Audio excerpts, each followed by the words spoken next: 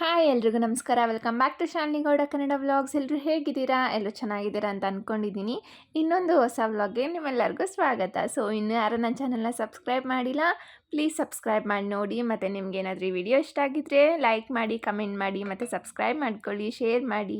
ಈ ವ್ಲಾಗ್ ಬಂದು ಸ್ವಲ್ಪ ಸ್ಪೆಷಲ್ ವ್ಲಾಗ್ ಆಗಿರುತ್ತೆ. ಸೊ ಈಗಾಗಲೇ ನೀವು ತಮ್ಲೈನಲ್ಲೂ ಕೂಡ ನೋಡಿರ್ತೀರಾ, ನಮ್ಮ ನಾದಿನಿ ಹೊಸ ವೆಸ್ಪಾ ತೊಗೊಂಡ್ಲು.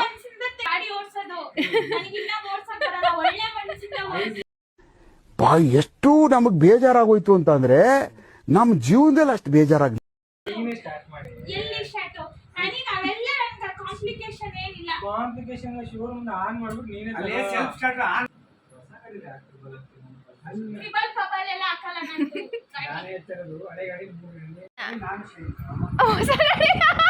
ಹೊಸ ಗಾಡಿ ಅಂಕಲ್ ಶೈನು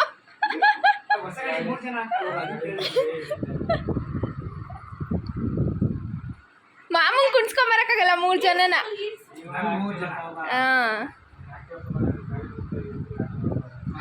ಅಷ್ಟೇ. ಇನ್ನು ಇವಾಗ ಗಾಡಿ ಡೆಲಿವರಿ ತೊಗೊಳಕ್ಕೆ ಹೊರಟು. ಈ ಗಾಡಿ ತೊಗೊಳಕ್ಕೆ ಪಾಪ ಎಷ್ಟು ಯೋಚನೆ ಮಾಡಿದ್ಲೋ, ತೊಗೊಳೋದೋ ಬೇಡವೋ ಅಂತ. ಸೊ ಎಷ್ಟು ದಿನ ಇರ್ತೀವೋ ಅಲ್ಲ, ಅದಷ್ಟು ದಿನದವರೆಗೂ ಖುಷಿಯಾಗಿರ್ಬೇಕಲ್ವ, ನಮಗೇನು ಬೇಕೋ ಅದನ್ನು ಮಾಡ್ಕೊಳ್ಬೇಕು. ಅದಕ್ಕೋಸ್ಕರ ಇವಾಗ ಅವಳು ಸರಿ ಫೈನಲ್ ಆಗಿ ನಾವೆಲ್ಲ ಪರವಾಗಿಲ್ಲ ಅಂತ ಹೇಳ್ದು ಅಂತ. ಸೊ ಫೈನಲ್ ಆಗಿ ಅವಳು ಸರಿ ತೊಗೊತೀನಿ ಅಂತ ಹೋಗಿ ಎಲ್ಲ ಬುಕ್ ಮಾಡಿ ಬಂದಿದ್ಲು. ಇನ್ನು ಇವತ್ತು ಡೆಲಿವರಿ ಕೊಡ್ತೀನಿ ಅಂತ ಹೇಳಿದರು. ಸೊ ಅದಕ್ಕೆ ಇವಾಗ ಎಲ್ಲರೂ ಹೋಗ್ತಾ ಇದ್ದೀವಿ. ಅದು ಚಿಕ್ಕದು ದೊಡ್ಡದು ಆದರೆ ಎಲ್ಲರಿಗೂ ಸಂತೋಷ ಅಲ್ವಾ. ಸೊ ಅದಕ್ಕೆ ಎಲ್ಲರೂ ಹೊರಟಿದ್ದು. ಬಂತಾ?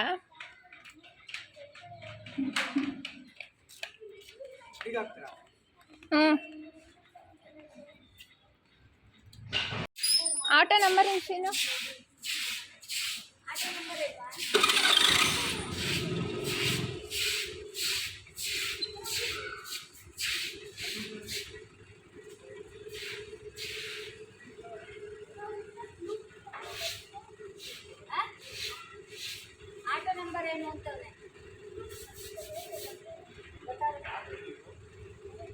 ಅಲ್ಲಿಗೆ ತೊಗೊತೈತೆ ಲೊಕೇಶನ್. ನೀವು ಹೊರಡ್ರಿ, ಸ್ವೀಟ್ ತೊಗೋತಾಯಿರಿ. ಇನ್ನು ನಮ್ಮ ಅತ್ತೆ ಅವ್ರ ತಮ್ಮ ಮತ್ತು ಅಣ್ಣ ಇಬ್ಬರೂ ಅವ್ರ ಗಾಡೀಲಿ ಬಂದರು. ಇನ್ನು ನಾವು ಆಟೋನೂ ಕೂಡ ಬಂತು. 6 o'clock ಅಷ್ಟೊತ್ತಿಗೆ ಡೆಲಿವರಿ ತೊಗೊಳ್ಬೇಕಾಗಿತ್ತು. ಅದಕ್ಕೋಸ್ಕರ ಇವಾಗ ಹೋದು.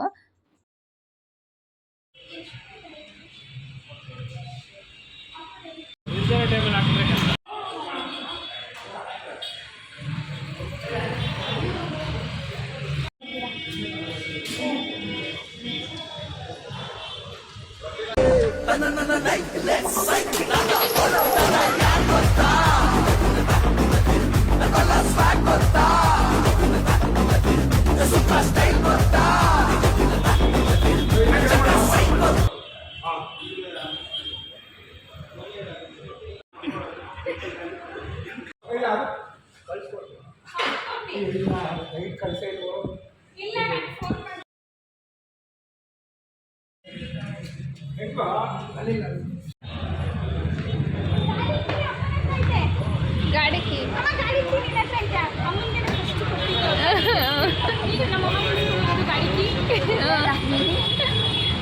ಒಳ್ಳೇದಾಗಲಿ ಮಗಳೇ.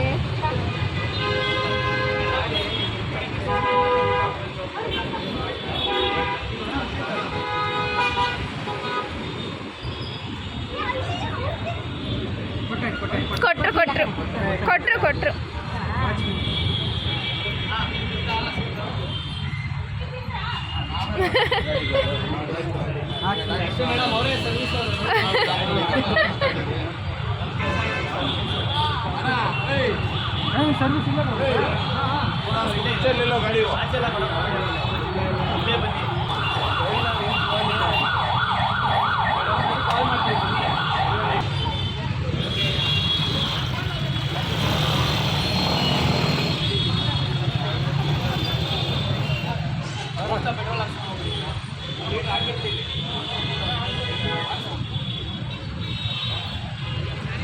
ಪೆಟ್ರೋಲ್ ಬಂಕಿಗೆ ನೋಡಿ, ನಾನು ಆ ಗಾಡಿ ಪೆಟ್ರೋಲ್ ಬಂಕ್ ತರ್ತೀನಿ, ಪೆಟ್ರೋಲ್ ಹಾಕ್ಕೊಂಡು.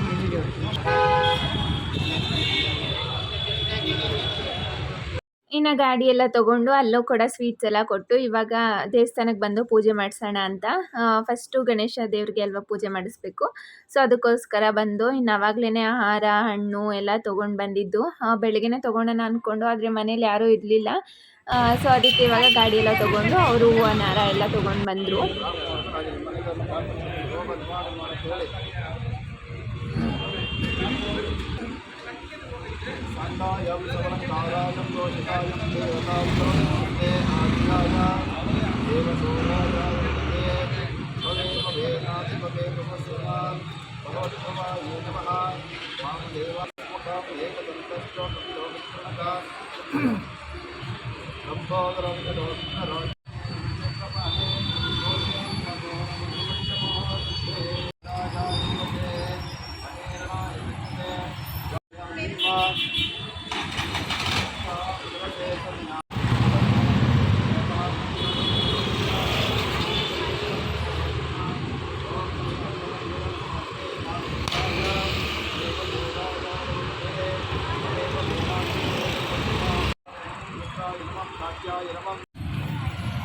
ಗಾಡಿ ಮೂವ್ ಮಾಡಿ ನಿಮ್ಗೆ ತುಳಿಬೇಕು.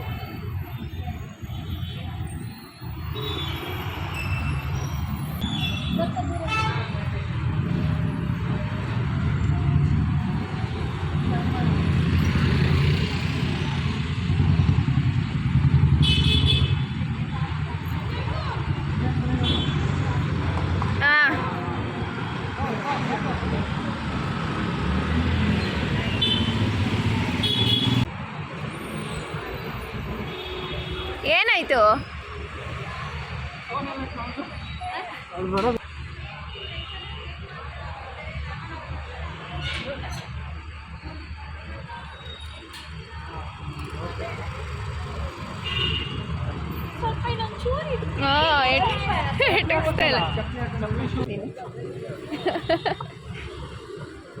ಓ ಇಷ್ಟು ದಪ್ಪ ಐತೆ, ಅರ್ಧ ತಗೊಳ್ಳೋಣ. ಹಾಂ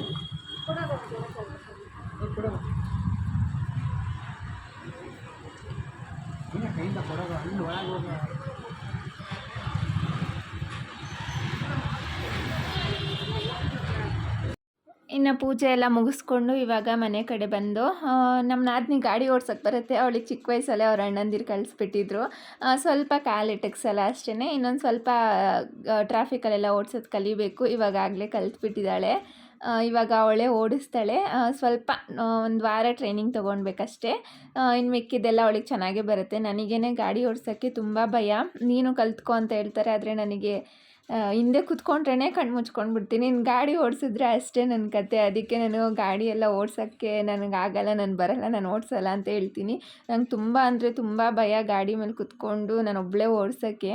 ಸ್ವಲ್ಪ ಓಡಿಸ್ತೀನಿ, ಮುಂದೆ ಹೋಗುತ್ತೆ ಅಷ್ಟೇ. ಅದು ಬಿಟ್ಟರೆ ಇನ್ನೇನು ನನಗೆ ಅಷ್ಟೊಂದು ಓಡ್ಸೋಕ್ಕೆ ಬರಲ್ಲ. ನೋಡೋಣ, ಫ್ಯೂಚರಲ್ಲಿ ಟ್ರೈ ಮಾಡ್ತೀನಿ. ಚಿಕ್ಕ ವಯಸ್ಸಲ್ಲಿ ಒಂದು ಸತಿ ಗಾಡಿ ಬಂದು ಗುದ್ದುಬಿಟ್ಟಿತ್ತು. ನನಗೆ ಅವಾಗಿಂದ ತುಂಬ ಭಯ. ನನಗೆ ಗಾಡಿ ಓಡಿಸೋದು ಟ್ರಾಫಿಕಲ್ಲಿ ನನಗೆ ದಾಟೋಕ್ಕೆ ಬರೋದಿಲ್ಲ ನಾರ್ಮಲ್ ಆಗೇನೆ ರೋಡನ್ನ. ಇನ್ನು ಅದರಲ್ಲಿ ಗಾಡಿ ಹೆಂಗೆ ಓಡಿಸ್ಲೋ ಏನೋ ಗೊತ್ತಿಲ್ಲ. ನೋಡೋಣ ಫ್ಯೂಚರಲ್ಲಿ ಒಂದು ಟ್ರೈ ಮಾಡಬೇಕಲ್ವ, ನೋಡೋಣ ಮಾಡ್ತೀನೋ ಇಲ್ವೋ ಅದು ಕೂಡ ಗೊತ್ತಿಲ್ಲ. ಇನ್ನು ಅಣ್ಣನೂ ಶೈನು ಹೋದರು, ಏನೋ ತರಬೇಕಾಗಿತ್ತು ಮನೆಗೆ ಅಂತ. ಇನ್ನು ಗಾಡಿ ತಂದಿದ್ದು ತುಂಬ ಖುಷಿಯಾಯಿತು. ಸೊ ಅವಳು ಇಷ್ಟಪಟ್ಟಿದ್ದೆ ತೊಗೊಂಡು ಬಂದಿದ್ದು. ಸ್ವಲ್ಪ ಕಾಲೇಟೆಕ್ಸಲ್ಲ ಅನ್ನೋದು ಬಿಟ್ಟರೆ ಇನ್ನೇನು ಡ್ರಾಬ್ಯಾಕ್ಸ್ ಇಲ್ಲ. ಗಾಡಿನೂ ಕೂಡ ತುಂಬ ಚೆನ್ನಾಗಿದೆ. ಚಿಕ್ಕದ್ರಲ್ಲೇ ಅಲ್ವಾ ಸಂತೋಷ ಸಿಗೋದು. ನಮಗೇನು ಇಷ್ಟ ಆಗುತ್ತೋ ಅದನ್ನು ತೊಗೊಂಡ್ರೆ ನಮಗೂ ಖುಷಿ ಆಗುತ್ತೆ ಅಲ್ವಾ ಓಡ್ಸೋಕ್ಕೆ. ಅದಕ್ಕೆ ಯಾರ್ಯಾರಿಗೆ ಏನೇನು ಇಷ್ಟನೋ ಅದನ್ನು ಮಾಡ್ಕೊಳ್ಬೇಕು. ಫ್ಯೂಚರಲ್ಲಿ ಮಾಡೋಣ ಅಂತ ಇದ್ದರೆ ಆ ಟೈಮ್ ಯಾವತ್ತೂ ಬರೋದಿಲ್ಲ. ನಮ್ಗೆ ಯಾವಾಗ ಅನಿಸುತ್ತೋ, ನಮ್ಗೆ ಯಾವಾಗ ಬೇಕು ಅನಿಸುತ್ತೋ ಆವಾಗೇ ಮಾಡ್ಕೊಂಡು ಬಿಡಬೇಕು. ಇವಾಗ ಒಂದು ಗಾಡಿ ನಮಗೆ ಬೇಕಾಗೇ ಇತ್ತು. ನನ್ನ ಅಕ್ಕನ ಮಗಳು ಇವತ್ತು ಹೊಸ ಗಾಡಿ ಆ ಹೊಸ ಗಾಡಿ ಸ್ವೀಟು ನಮ್ಮ ಅಕ್ಕನ ಮಗಳು ಶಿವಾನಿಗೆ ಕೊಡಿಸ್ತಾ ಇದ್ದಾರೆ. ಬಾಯ್ ಗಾಡಿ ಬರ್ಲಿ ನನಗೆ ದೇವಸ್ಥಾನ ಒಳಗೆ ಗೊತ್ತಿದ್ದ ಕುಡಿದಿದ್ರೆ ನೀನು ಬೈತಿದ್ರ ಕುಡಿದಿದೆ ಅಂದ್ರೆ ಬೈತಾ ಇದ್ರಿ. ಅವಳು ಬರೋದೇ ಇಲ್ಲ. ನೀನ್ ಪುಣ್ಯ ಬಂಗ್ಲಿಗೆ ತೊಳಿ ಅಷ್ಟೇ, ಮುಗೀತು. ತಗೊಳ್ಳಿ ಅಷ್ಟೇ ಸ್ವೀಟು. ಸ್ವೀಟ್ ಸಖತ್ತಾಗೈತೆ, ಇನ್ನೊಂದು ತರಬೇಕು. ಅಣ್ಣ ಸ್ವೀಟ್ ತುಂಬ ಚೆನ್ನಾಗಿದೆ, ಗಾಡಿ ಓಡಿಸಂಗ ಕರ್ಗೋಗ್ತೈತೆ, ಚೆನ್ನಾಗೈತೆ. ಅಣ್ಣೇ ಗಾಡಿ ಕಳ್ಸ್ಬೇಕು ಡೈಲಿ ನೈಟು ಬೆಳಿಗ್ಗೆ ಅಲ್ವೇನಮ್ಮ ಅಣ್ಣನ ಇವಾಗ ರೆಸ್ಪಾನ್ಸಿಬಲ್. ನಡ್ಬೇಕು ಗಾಡಿ ಇಲ್ಲೇ ಇರ್ತಾಗಲ್ಲ ನೀನು ನಡುತ್ತೆ ನೀನು ಒಬ್ಳೆ ಎಲ್ಲ ಹೋಗಲ್ಲ ಫಸ್ಟು ಆಂಜನೇಯ ದೇವಸ್ಥಾನಕ್ಕೆ ಹೋಗಿ ಬರ್ಬೋದು ಆರಾಮಾಗಿ. ಆರ್ ಟಿ ನಗರ್ಗೆ ಹೋಗಿದ್ದೀವಿ, ಇಲ್ಲಿರೋ ಆಂಜನೇಯ ದೇವಸ್ಥಾನಕ್ಕೆ ಹೋಗಕ್ಕಲ್ವಾ? ಪ್ರಾಬ್ಲಮ್ ಅದಲ್ಲ, ಈ ಏರಿಯಾದಲ್ಲಿ ರೋಡ್ ಸರಿ ಹೌದು. ಈಗ ಅವ್ರು ಏನ್ ಹೇಳಿದನ್ ಗೊತ್ತಾ, ಅದೇನಲ್ಲ ಬರತ್ತಂತ ಹೌದು. ಬಟ್ ಕಷ್ಟ ಇದೆ ಆ ಗಾಡಿ ಹೊಸದು ಈ ಏರಿಯಲ್ಲಿ. ನನಗೆ ಬರ್ಬೇಕಿತ್ತಲ್ಲ, ಬಾಟ್ಲುಗಳು ಹಾಕ್ಬಿಡೋರು ಹಂಗಿದ್ರೆ. ಅದೇ ಹಂಗಿದ್ರೆ ಬಂದಿರ್ಬೇಕಿತ್ತಲ್ಲ, ನಾನು ದಿನ ನೋಡ್ತೀನಲ್ಲ. ಬಾಟ್ಲುಗಳೇ ಹಾಕೋರು ಚಿಕನ್ ಬಿಟ್ಟು. ನೋಡ ಮೊನ್ನೆ ನೋಡ್ದೆ ಬರುತ್ತಾ? ಇಲ್ಲ ಕಣಕ, ನೋಡು ಮೊನ್ನೆ ತಾನೇ ನೋಡ್ದೆ. ಯಾರೋ ಹಳೆ ಲಾಸ್ಟ್ ಇಲ್ಲ ಬರೀ ದೊಡ್ಡ ಆಕ್ಷನ್ಸ್ ಇದೆ. ಇದೆ ಅದು ಕಚ್ಕೋತಾ ಇದೆ ಕಾಲು. ಇನ್ನು ನೈಟ್ ಊಟಕ್ಕೆ ಅಂತ ಪಲಾವು ಮತ್ತು ಮೊಟ್ಟೆ ಮಾಡಿದ್ದೆ. ನಮ್ಮ ಅತ್ತೆ ಮೊಟ್ಟೆ ಚಿಕನು ಏನೂ ತಿನ್ನಬೇಡಿ, ಕಾಯಿಲೆ ಬಂದುಬಿಟ್ಟೈತೆ ಅಂತೆಲ್ಲ ಹೇಳ್ತಾಯಿದ್ರು. ಅದಕ್ಕೆ ಇಲ್ಲ ಗೌರ್ಮೆಂಟ್ ಬ್ಯಾನ್ ಮಾಡ್ತಾ ಇರಲಿಲ್ವಾ, ಏನಾದರೂ ಬಂದಿದ್ರೆ ಅಂತ ಹೇಳ್ಬಿಟ್ಟು ಎಲ್ಲರೂ ಮೊಟ್ಟೆ ತೊಗೊಂಡು ಬಂದು ತಿಂತಾಯಿದ್ದೀವಿ. ನಮ್ಮ ಅತ್ತೆ ಮಾತ್ರ ತಿಂತಾಯಿಲ್ಲ, ನಾವು ಮಾತ್ರ ಚಿಕನು ಮೊಟ್ಟೆ ಎಲ್ಲನೂ ತಿಂತಾಯಿದ್ದೀವಿ. ಈ ನಾನ್ ವೆಜ್ ತಿನ್ನೋರಿಗೆ ನಾನ್ ವೆಜ್ ಬಿಡೋದು ತುಂಬ ಕಷ್ಟ ಅಲ್ವಾ? ಸೊ ಅದಕ್ಕೋಸ್ಕರ ಆ ಥರ ಎಲ್ಲ ಏನಿರಲ್ಲ ಅಂತ ಅಂದ್ಕೊಂಡು ತಿಂತಾಯಿದ್ದೀವಿ ಅಷ್ಟೇ. ನೀವು ಎಷ್ಟು ಜನ ತಿಂತಾಯಿಲ್ಲ ನಾನ್ ವೆಜ್ಜು ಅಂತ ಕಮೆಂಟ್ ಮಾಡಿ. ಪಲಾವ್ ಜೊತೆ ಮೊಟ್ಟೆ ಇದ್ದರೆ ತುಂಬ ಚೆನ್ನಾಗಿರುತ್ತೆ. ಸೊ ಅದಕ್ಕೋಸ್ಕರ ಮ್ಯಾಚ್ ನೋಡಿಕೊಂಡು ಊಟ ಮಾಡ್ತಾಯಿದ್ದೀವಿ. ಇವತ್ತು ಬೇರೆ ಗಾಡಿನೂ ತೊಗೊಂಡು ಬಂದು RCB ಮ್ಯಾಚ್ ಕೂಡ ಇತ್ತು. ನಾವು ಬರೋ ಅಷ್ಟರಲ್ಲಿ ಆಗಲೇ ಅರ್ಧ ಮ್ಯಾಚೇ ಮುಗ್ದೋಗ್ಬಿಟ್ಟಿತ್ತು. ಆಮೇಲೆ ಇನ್ನೊಂದು ಸ್ವಲ್ಪ ಇತ್ತು, ಏನೋ ಬೇಗನೆ ಮುಗ್ದೋಯ್ತು ಇವತ್ತು ಮ್ಯಾಚು. ನಮ್ಮ RCB ಕೂಡ ವಿನ್ ಆದರು. ಸೊ ಡಬಲ್ ಖುಷಿ, ನಮ್ಮ ಗಾಡಿ ಬಂದಿದ್ದು ಖುಷಿ, RCB ವಿನ್ ಆಗಿದ್ದು ಖುಷಿ. ಏನೆಲ್ಲ ಗೊತ್ತಾಗುತ್ತೆ. ಅಯ್ಯೋ ಫೋನ್ ಮಾಡಿದಾಗೆಲ್ಲ ಕೇಳ್ತಾನೆ ಶಾಲು. ಏನಾದ್ರು ಯಾವ್ದು ಇನ್ನು ಇದು ಹಿಂದಿನ ದಿನದ್ದು ವ್ಲಾಗ್ ಆಗಿರುತ್ತೆ. ಇನ್ನು ಗಾಡಿ ತೊಗೊಂಡು ಬಂದಿದ್ದು ಎಲ್ಲ ಇನ್ನು ಅಷ್ಟೇ. ಇದು ನೆಕ್ಸ್ಟ್ ಹಿಂದಿನ ದಿನದ ವ್ಲಾಗ್ ಅಪ್ಲೋಡ್ ಮಾಡ್ತಾಯಿದ್ದೀನಿ. ಇವತ್ತು ಬಂದು ನಮ್ಮ ಅತ್ತೆ ಅವರ ತಂಗಿ ಮತ್ತು ಅವ್ರ ಹಸ್ಬೆಂಡು ಅವ್ರ ಮಕ್ಕಳು ಎಲ್ಲರನ್ನೂ ಊಟಕ್ಕೆ ಕರೆದಿದ್ದು. ಮಟನ್ ಸಾರೆಲ್ಲ ಮಾಡಿ, ನಮ್ಮ ಅತ್ತೆ ಅವ್ರ ತಂಗಿ ಅವ್ರ ಹಸ್ಬೆಂಡ್ಗೆಲ್ಲ ನಾವು ಮಾಡೋ ಮಟನ್ ಸಾರೆಲ್ಲ ಇಷ್ಟ.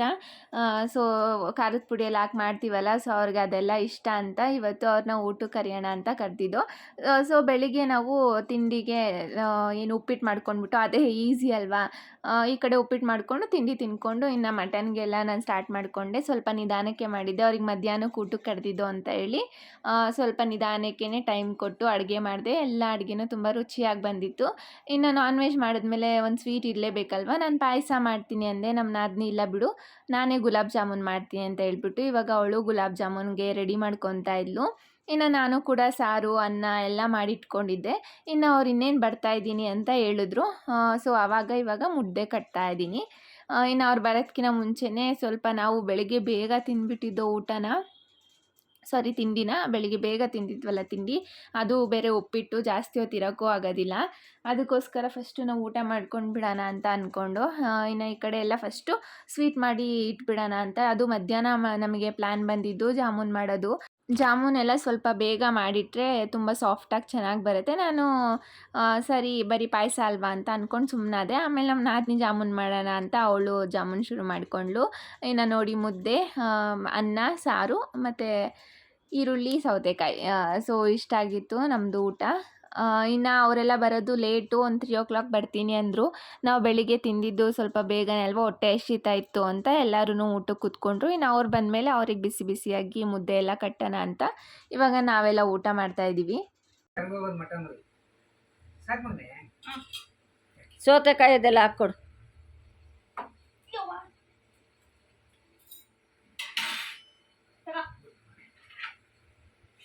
ಒಂದು ಟೀಮ್ ಆಗಲ್ವಾ ಮನ 1 kg ಮಟನ್ 4 ಜನಕ್ಕೆ? ಯಾಕಾಗಲ್ಲ? ಮತ್ತೆ ಕರ್ಗೋಯ್ತದ? ಅದೇನು ಕರ್ಗೋಯ್ತದೆ? ಬೇಯಿಸ್ತೀವಲ್ಲ ಒಂದು ನಿಂಬು ಹೇಳಿದ್ಮೇಲೆ ಅವನೇನು ಹಾಕಿಲ್ಲ. ಇಲ್ಲ ನಾನು ಬೇಯಿಸಿಲ್ಲ. ಲಿವರ್ ಅದೇನಾ? ಅದೇ ಸಿಕ್ತು, ಕೊಡಿ. ಅದೇ ಲಿವರ್ ಕರೀಲಿ ಅಂತೀವಲ್ಲ. ಕರಿಯಲ್ಲಿ ಅಂದ್ರೆ ಲಿವರ್. ನೀನು ಹಾಕಲ್ಲ. ಇನ್ನು ಎಲ್ಲರೂ ಬಂದು ಊಟ ಕೂಡ ಇನ್ನೇನು ಮುಗಿಯೋಕ್ಕೆ ಬಂತು. ಸೊ ಅವ್ರು ಊಟ ಮಾಡಬೇಕಾದ್ರೆ ವೀಡಿಯೋ ತೊಗೊಳೋಕ್ಕೆ ಗೊತ್ತೇ ಆಗಿಲ್ಲ. ಸೊ ಅಲ್ಲೇ ಮಾತಾಡ್ಕೊಂಡು ಇನ್ವಾಲ್ವ್ ಆಗಿಬಿಟ್ಟಿದ್ವಲ್ಲ, ಅದಕ್ಕೆ ಇನ್ನೇನು ಊಟ ಮುಗಿಯೋಕ್ಕೆ ಬಂತು ಆವಾಗ ಅಯ್ಯೋ ವೀಡಿಯೋ ತೊಗೊಂಡಿಲ್ವಲ್ಲ ಅಂತ ಅಂದ್ಕೊಂಡು ಇವಾಗ ತೊಗೊಂಡು ಹಾಗೆ ನೋಡಿ ಒಂದೊಂದು ಸತಿ ವೀಡಿಯೋ ತೊಗೊಳಕ್ಕೆ ನೆನಪಾಗೋದಿಲ್ಲ, ಆಮೇಲೆ ತೊಗೊಳ್ಬೇಕಾಗುತ್ತೆ. ನಮ್ಮ ಅತ್ತೆಗಂತೂ ಬೆಳಿಗ್ಗೆಯಿಂದ ಫುಲ್ಲು ಖುಷಿಯಾಗಿಬಿಟ್ಟಿತ್ತು ಅಳಿಯ ಬರ್ತಿದ್ದಾರೆ ಅಂತ. ನಮ್ಮ ಅತ್ತೆ ಅವರ ತಂಗಿ ಗಂಡ ಅಳಿಯನೇ ಅಲ್ವಾ ಆಗಬೇಕು, ಮನೆಗೆ ಅಳಿಯ ಬರ್ತಾ ಇದ್ದಾರೆ ಅಂತ ಫುಲ್ಲು ಖುಷಿಯಾಗಿಬಿಟ್ಟಿತ್ತು ಅವ್ರಿಗೆ. ಯೂಶ್ವಲಿ ಅವ್ರು ಬರೋದಿಲ್ಲ ಜಾಸ್ತಿ, ಇವತ್ತು ಬಂದಿರೋದ್ರೆ ತುಂಬ ವರ್ಷ ಆದಮೇಲೆ ಇವತ್ತೇ ಬಂದಿರೋದು ಮನೆಗೆ ಊಟ ಮಾಡೋಕ್ಕೆ. ಅವರಿಗಿಷ್ಟ ಈ ಥರ ಮಟನ್ ಸಾರೆಲ್ಲ, ಅದಕ್ಕೆ ಅವ್ರಿಗೋಸ್ಕರನೇ ಅಂತಲೇ ಇವತ್ತು ಮಟನ್ ಸಾರೆಲ್ಲ ಮಾಡಿದ್ದು. ಈ ಥರ ಎಲ್ಲರೂ ಬಂದು ತಿಂದು ಹೋದರೆ ತುಂಬ ಖುಷಿಯಾಗುತ್ತೆ ಅಲ್ವಾ.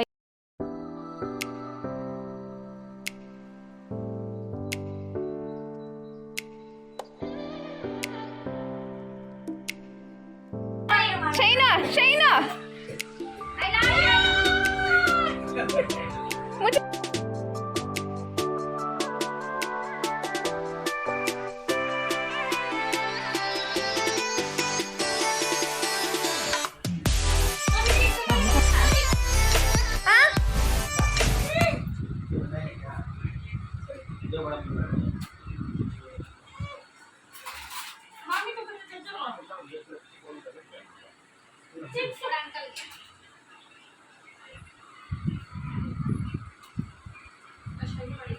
ಹೌದು,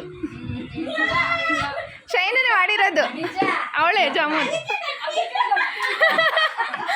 ಇವಾಗ ಮಧ್ಯಾಹ್ನ ಮಾಡಿದ್ದು ನಾನು ಪಾಯಸ ಮಾಡ್ತೀನಿ ಅಂದೆ ನಾನು. ಇಲ್ಲ ಬಿಡು ಜಾಮೂನೇ ಮಾಡೋಣ ಅಂತ ಜಾಮೂನ್ ಮಾಡೋದು. ನೀವು ಬರ್ತೀರಂತ ಅರ್ಜೆಂಟೇ ಮಾಡಿರೋದು, ಅದು ತುಪ್ಪ ಹಾಕಿ ಮಾಡಿರೋದು.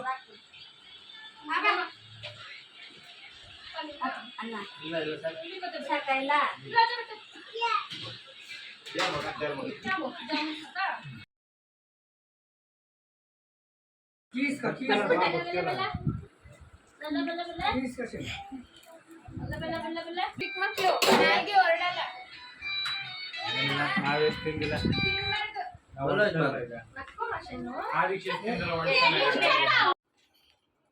ಇನ್ನು ಎಲ್ಲರದು ಊಟ ಎಲ್ಲ ಆಯ್ತಲ್ಲ, ಸೊ ಎಲ್ಲರಿಗೆಲ್ಲ ಕೊಟ್ಟು ಜಾಮೂನ್ ಎಲ್ಲ ಕೊಟ್ಟಾಯಿತು. ಇವಾಗ ಟೀ ಮಾಡೋಣ ಅಂತ ಟೀ ಮಾಡ್ತಾಯಿದ್ದೆ.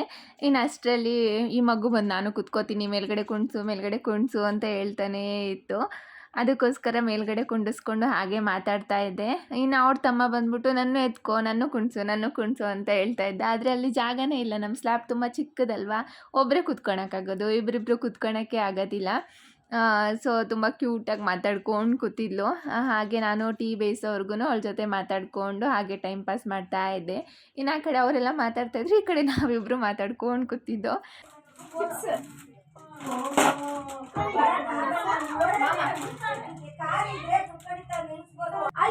ನಿಮ್ಮ ಮಗನ್ಗೆ ಅದನ್ನ ಬಿಸಾಕ್ಬಿಟ್ಟು ಬಂದ ಅವಳಿಗೆ ಕೊಡೋದಕ್ಕೆ